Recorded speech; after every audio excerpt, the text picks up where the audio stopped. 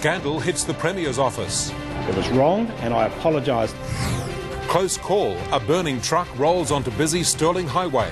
Oh no! Oh no! And King Djokovic reveals his AC/DC moment. Highway to hell! This is 9 News. Good evening. Scandal has rocked the Premier's office. Colin Barnett today sacked a senior staffer. The staff member is accused of circulating abusive and derogatory emails about new Labour leader Mark McGowan's family and home. It's an apology the Premier did not want to make. It was wrong and I apologise to Mr McGowan and his family that happened. Drivers have dodged a burning truck as it rolled onto a busy Perth highway. The frightening turn of events caught on camera. Black smoke billows from the truck stranded on the side of the road. It caught alight on Loftus Street, just off busy Stirling Highway this morning. Fire crews are called. They arrive just in time for this frightening image. Oh no! Oh no! The truck rolls backwards and into the path of oncoming traffic. We could feel it through the windows, our windows were vibrating. There was smoke, black smoke going around the apartment as well, and people inside those apartments actually had to evacuate as well. 9 News spoke to the company which owns the truck. It says an electrical fault sparked the blaze, which started in the dash while the truck was being driven. The driver couldn't put the handbrake on as the fire had melted it. There were no injuries and the truck is insured. Andrew Nelson, 9 News. And firefighters will be on high alert in Perth tomorrow. Ange, what does this mean? Greg, a severe fire weather warning is currently issued for our city. It means gusty winds and high temperatures are forecast, and FESA is telling us to stay alert and be ready to put our bushfire survival plans into action. The Perth metro area is included in the warning that has been released, and as we go to air, FESA is still in discussions with the government about whether to issue a blanket fire ban tomorrow. And as for that heatwave, thankfully it's finally over, but we didn't break a record. That's right, Greg. While it wasn't a record breaker, 5 days of searing temperatures made it one of the longest hot spells we've seen in more than a decade. The peak of the heat wave was on Saturday when the mercury soared to 42 degrees. The nights were uncomfortable too, and the 26-degree minimum overnight Friday was one of the warmest summer nights in years. But this coming weekend should be much cooler. Those details in weather, Greg. To the CMC Markets Finance Report, and the Australian share market ended the day weaker. NAB shares slipped slightly as the bank's chief, Cameron Klein, said there was no guarantee that NAB will pass on in full any future interest rate cuts. The All Ordinary's down more than 14 points.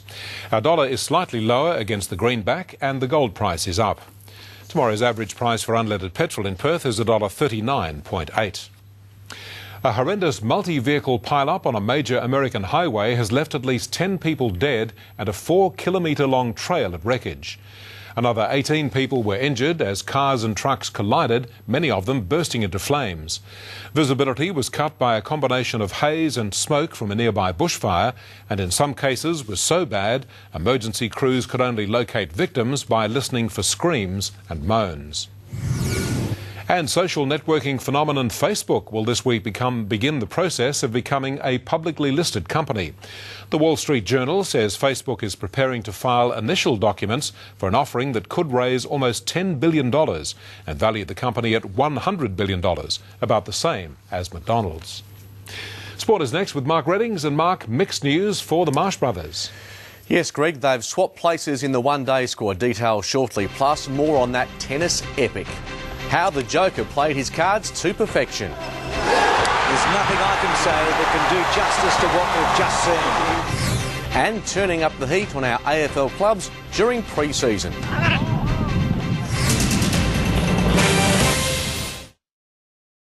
After claiming a classic Australian Open final, Novak Djokovic is now targeting the greatest prize in tennis, a calendar year Grand Slam. Djokovic took nearly 6 hours to beat Rafael Nadal in a contest they'll be talking about for years. Just 14, what a future. That's our look at sport for this Monday. Greg. Thanks, Mark. The weather report next with Ange. The heat wave is over, but it won't stay cool for long.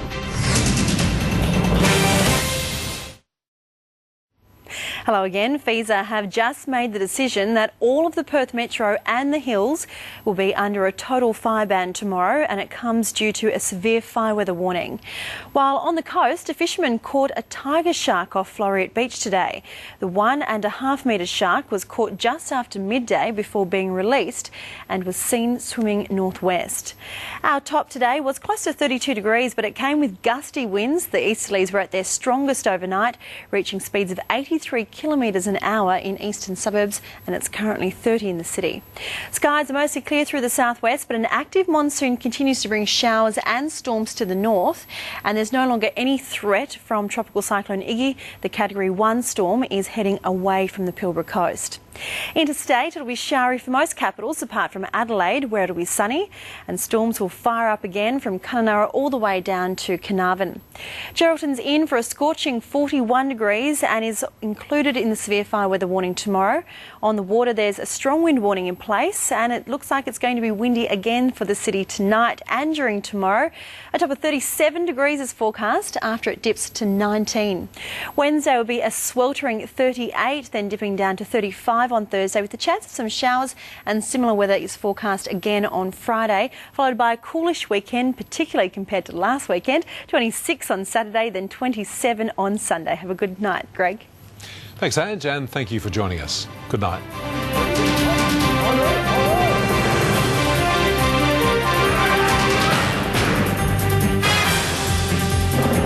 Nine Perth is owned and operated by WIN, Australia's largest commercial television network.